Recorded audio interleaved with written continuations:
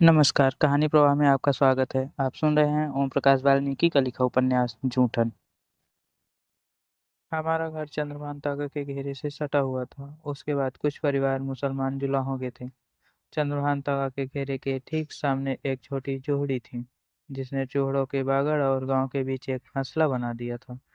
जोहड़ी का नाम डब्बो वाली था। डब्बो वाली नाम कैसे पड़ा कहना मुश्किल है। हाँ, इतना जरूर है कि डब्बो वाली जोहड़ी का एक रूप गड्ढे के समान था, जिसके एक ओर तक गांव के पक्के मकान की ऊंची दीवारें थीं, जिनसे समकोण बनाती हुई झीवरों के दो तीन परिवारों के कच्चे मकान की ऊंची दीवारें थीं। उसके बाद फिर तागाओं के मकान थे। जोहड़ी के किनारे पर चूहड़ों के मकान थे, जिनके पीछे गांव भर की औरतें, जवान लड़कियां, बड़ी बूढ़ी, यहाँ तक कि कई नई नवेले दुल्हनें भी इस डब्बों वाली के किनारे खुले में शौचालय के लिए बैठ जाती थीं। रात के अंधेरे में नहीं, दिन के उजाले में भी पर्दे में रहने वाली त्यागी महिलाएं घूंघट काढ़े, दुसाले ओढ़े इस सार्वजनिक शौचालय में निवृत्ति पाती थीं।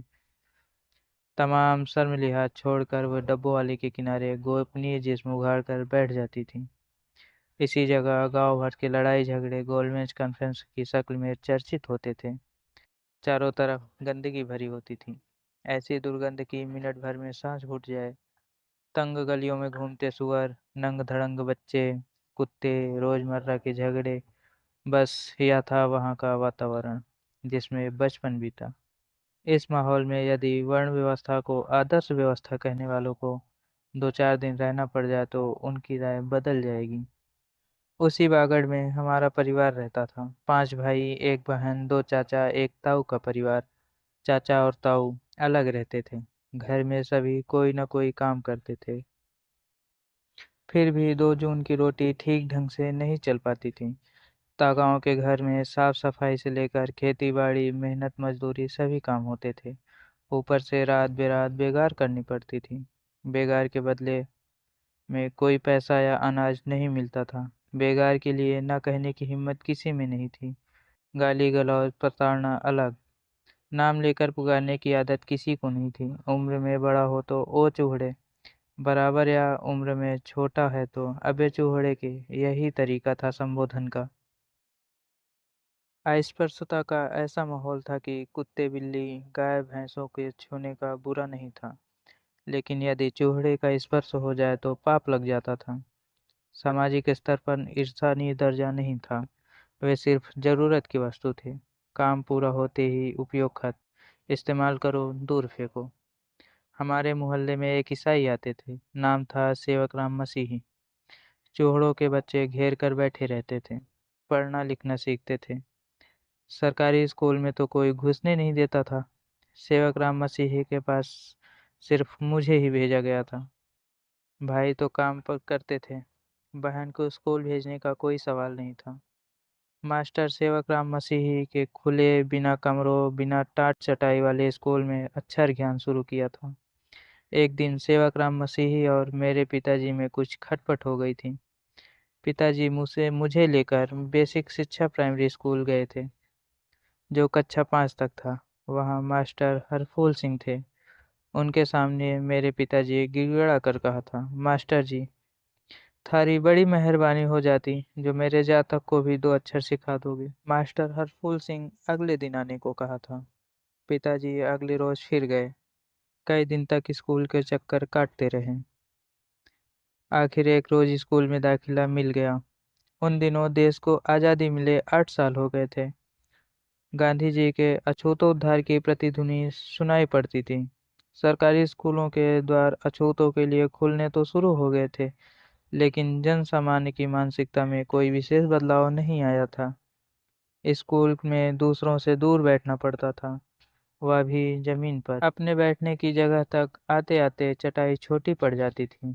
कभी कभी तो एकदम पीछे दरवाजे के पास बैठना पड़ता था, जहाँ से बोर्ड पर लिखे अक्षर धुंधले दिखाई पड़ते थे। त्यागियों के बच्चे चूहड़े का कहकर चिढ़ाते थे। कभी कभी बिना कारण पिटाई भी कर देते थे। एक अजीब सी यातनापूर्ण जिंदगी थी, जिसने मुझे अंतर्मुखी और चिड़चिड़ा, तुनक मिजाजी बना दिया था। स्कूल में प्यास लगे तो हैंडपंप के पास खड़े रहकर किसी के आने का इंतजार करना पड़ता था। हैंडपंप छूने पर बवेला खड़ा हो जाता था। लड़के तो पीटते ही थे, मास्टर लोग भी हैंडपंप छूने पर सजा देते थे।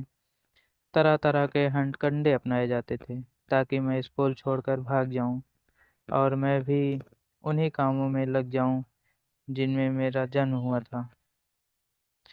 उनके अनुसार स्कूल आना मेरे अनाधिकारिक चेष्टा थी।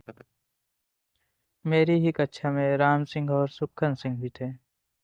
राम सिंह जाति से चमार था और सुक्खन सिंह झींवर। राम सिंह के पिता और माँ खेतों में मजदूरी करते थे। सुक्खन सिंह के पिताजी इंटर कॉलेज में चपरासी थे। हम तीनों साथ साथ पढ़े बड़े हुए, बचपन में खट्टे मीठे अनुभव समेटे थे। तीनों पढ़ने में हमेशा आगे रहे, लेकिन जाति का छोटापन कदम कदम पर झलकता रहा। बरला गांव में कुछ मुसलमान त्यागी भी थे। त्यागियों को तगा भी कहते थे। मुसलमान तगाओं का व्यवहार हिंदुओं जैसा ही था। कभी साफ सुथरा कपड़ा पहनकर यदि निकले तो फफ्तियां सुनने को मिलती थी। ऐसी फफ्तियां कि बूझे तीर की तरह भीतर उतर जाती थी। ऐसा हमेशा होता था। साफ सुथरे कपड़े पहनकर कक्षा में जाओ तो साथ के लड़के कहते थे, अबे चूहड़े का नए कपड़े पहनकर आया है। मैले पुराने कपड़े पहनकर जाओ तो कहते थे, अबे चूहड़े का दूर हट, बदबू आ रही है। अजीब हालत थे। दोनों स्थितियों में अपमानित होना पड़ता था। चौथी कक्षा में थे। हेडमास्टर बिंबसार सिंह के जगह कलीराम आ गए थे। उनके साथ एक मास्टर और आ गए थे। उनके आते ही हम तीनों के बुरे दिन आ गए थे। बात बेबात पिटाई हो जाती थी। राम सिंह तो कभी कभी बच भी जाता था, लेकिन सुक्खन सिंह और मेरी पिटाई आम बात थी। मैं वैसे भी काफी कमजोर और दुबला पतला था उन दिनों। सुक्खन के पेट में पसलियों के ठीक ऊपर एक फोड़ा हो गया था, जिससे हर वक्त पीप बहती रहती थी। कक्षा में वह अपनी कमीज ऊपर की तरफ मोड़ कर रखता था ताकि फोड़ा खुला रहे। एक तो कमीज पर पीप लगने का डर, दूसरे मास्टर की पिटाई के समय फोड़े को बचाया जा सकता था। एक दिन मास्टर सुक्खन को पीटते समय फोड़े पर ही एक घूंसा जड़ दिया। सुक्खन की दर्द से चीख निकल गई। फोड़ा फूट गया। उसे तड़पता देख मुझे भी रोना आ गया था। मास्टर हम लोगों को रोता देखकर लगातार गालियां बक रहा था। ऐसी गालियां जिन्हें यदि शब्दबद्ध कर दिया जाए तो हिंदी की अभिजात्यता पर धब्बा लग जाएगा। क्योंकि मेरी एक कहानी बैल की खाल में एक पात्र के मुंह से गाली दिलवा देने पर हिंदी के कई बड़े लेखकों ने नाक भौं कोड़ी थी। संयोग से गाली देने वाला पात्र ब्राह्मण था। ब्राह्मण यानी ब्रह्म का ज्ञाता। अध्यापकों का आदर्श रूप जो मैंने देखा था वह अभी तक मेरी स्मृति से मिटा नहीं था। जब भी कोई आदर्श गुरु की बात करता है तो मुझे वो तमाम शिक्षक याद आते हैं जो माँ बहन की गालियां देते थे, सुंदर लड़कों के गाल सहलाते थे और उन्हें अपने घर बुलाकर वाहियातपन करते थे।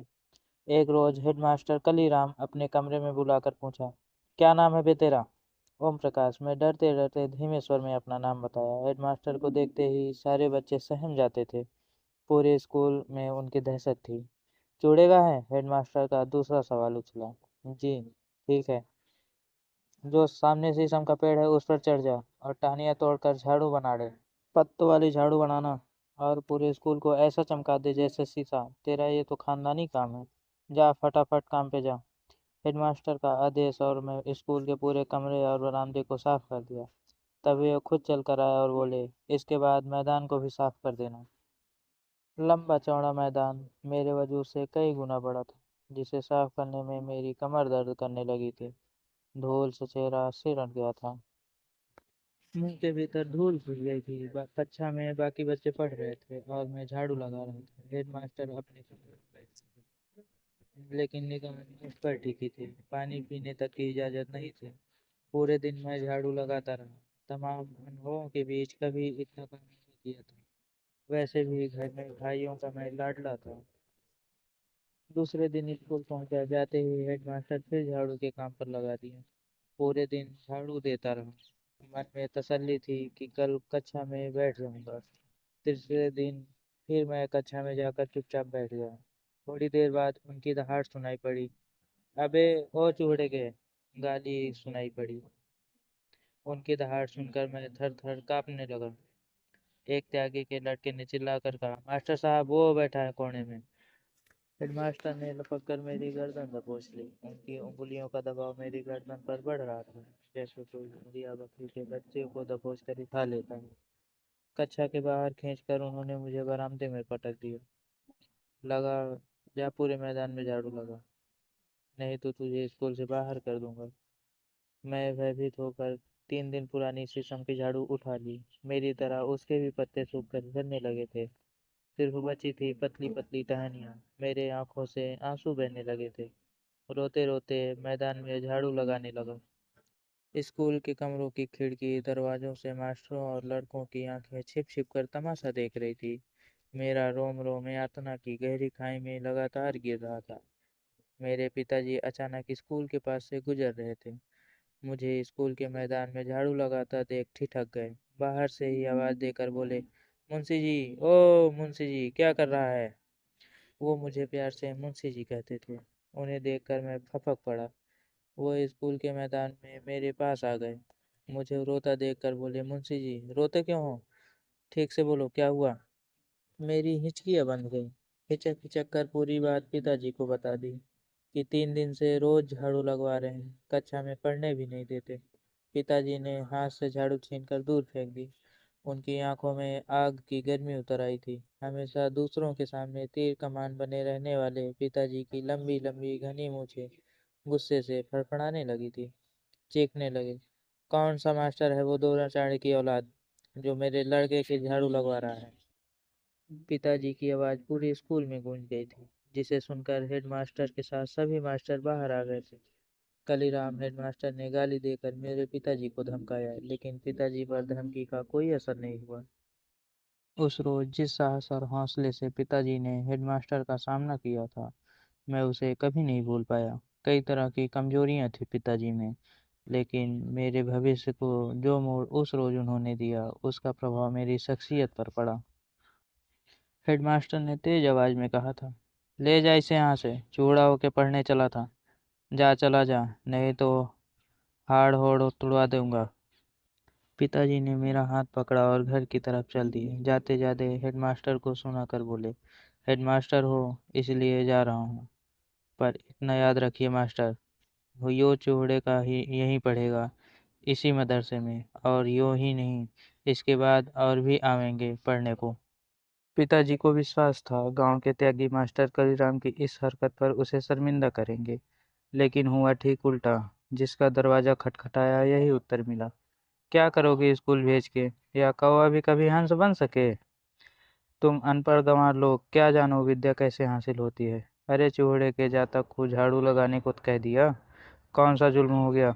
या फिर झाड़ू ही तो लगवाई है, द्रोणाचार्य की तरह गुरु दक्षिणा में अंगूठा तो नहीं मांगा? आदि आदि तरीके की बात सुनाई पड़ी। पिताजी थक हार कर निराश लौट आए। बिना खाए पिए दिन रात बैठे रहे। पता नहीं किस गहन पीड़ा को भोग रहे थे मेरे पिताजी। सुबह होते ही उन्होंने मुझे लिया और प्रधान सगवा सिंह के यहाँ पहुंच गए। पिताजी को देखते ही प्रधान बोले, अबे छोटन, क्या बात है, तड़के ही आग तक पहुंचे? चौधरी साहब, तुम तो कहो सरकार जोड़ो चमारों के लिए मदरसों के दरवाजे खोल दिए हैं, और वहाँ हेडमास्टर जातक को पढ़ने के बजाय क्लास के बाहर लाके दिन भर झाड़ू लगवावे हैं। जबकि दिन भर झाड़ू लगावेगा तो ये पढ़ेगा कब? पिताजी प्रधान के सामने गिड़गिड़ा रहे थे और उनकी आंखों में आंसू थे। मैं पास खड़ा था। प्रधान ने मुझे अपने पास बुलाकर पूछा, कौन सी क्लास में पढ़े हैं? जी, चौथी में। हमारे महेंद्र की क्लास में ही हो? जी। प्रधान जी ने पिताजी से कहा, फिक्र ना कर, कल मदरसे में इसे भेज देना। अगले रोज डरते डरते मैं स्कूल पहुंचा। डरा डरा कक्षा में बैठ रहा। हर क्षण डर लगा रहता था कि अब आया हेडमास्टर, अब आया। जरा सी आहट पर दिल घबराने लगता था। उसके बाद स्थिति सामान्य हो गई थी, लेकिन कलीराम हेडमास्टर को देखते ही मेरी रूह कांप जाती थी। लगता था जैसे सामने से मास्टर नहीं, कोई जंगली सुअर थूथनी उठाए चिचियाता चला आ रहा है। गेहूं की फसल काटते वक्त मोहल्ले के सभी लोग गांव के खेतों में गेहूं काटने जाते थे। तपती दोपहरी में गेहूं काटना बहुत ही कष्टप्रद और कठिन काम होता था। सिर पर बरसती धूप, नीचे तपती जमीन, नंगे पांव में कांटे और पौधों की जड़ें सूल की तरह तलवारों पर चुभती थी। उनसे भी ज्यादा चुभन होती थी सरसों और चनों की जड़ों से। चनों काटने की एक कठिनाई होती थी, चनों के पत्तों में खटाई होती थी जो काटते समय पूरे शरीर में चिपक जाती थी, नहाने पर भी कम नहीं होती थी। कटाई करने वाले अधिकतर चूहड़े या चमार होते थे, जिनके तर पर कपड़ा सिर्फ नाम भर का होता था। पाँव में जूते होने का तो सवाल ही नहीं होता था। नंगे पाँव फसल काटने तक पैर बुरी तरह घायल हो जाते थे। फसल की कटाई को लेकर अक्सर खेतों में हुज्जत चलती रहती थी। मजदूरी देने से ज्यादातर तगा कंजूसी बरतते थे। काटने वालों की मजबूरी थी, जो भी मिलता थोड़ी बहुत नानुकुर के बाद लेकर घर लौट आते थे।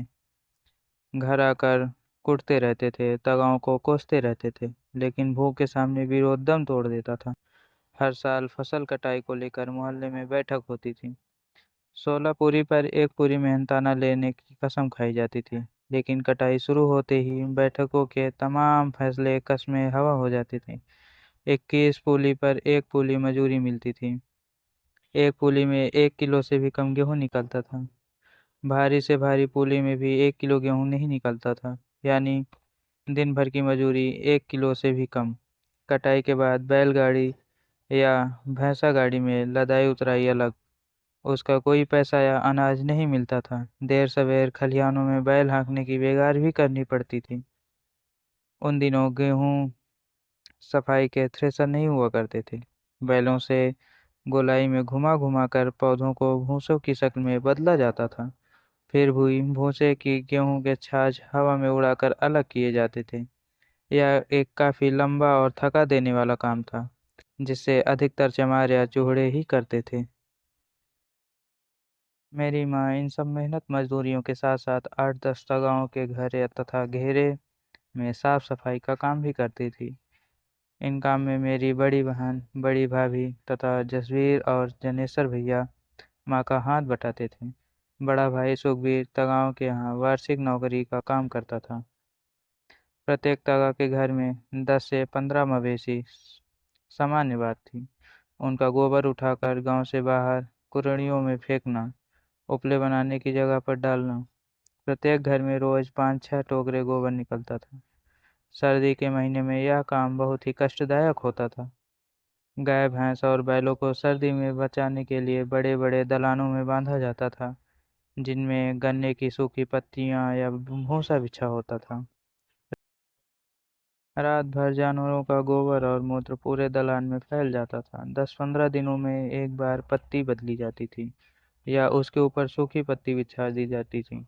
इतने दिनों में दलान से भारी दुर्गंध से गोबर ढूंढ ढूंढ कर निकालना बहुत तकलीफ देह काम होता था।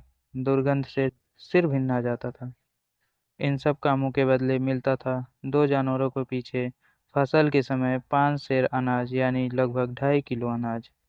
10 मवेशी वाले घरों से लगभग 25 सेर, लगभग 13-14 किलो अनाज। दोपहर के प्रत्येक घर से बची खुची रोटी, जो आमतौर से चूहों को देने के लिए आटे में भूसी मिलाकर बनाई जाती थी।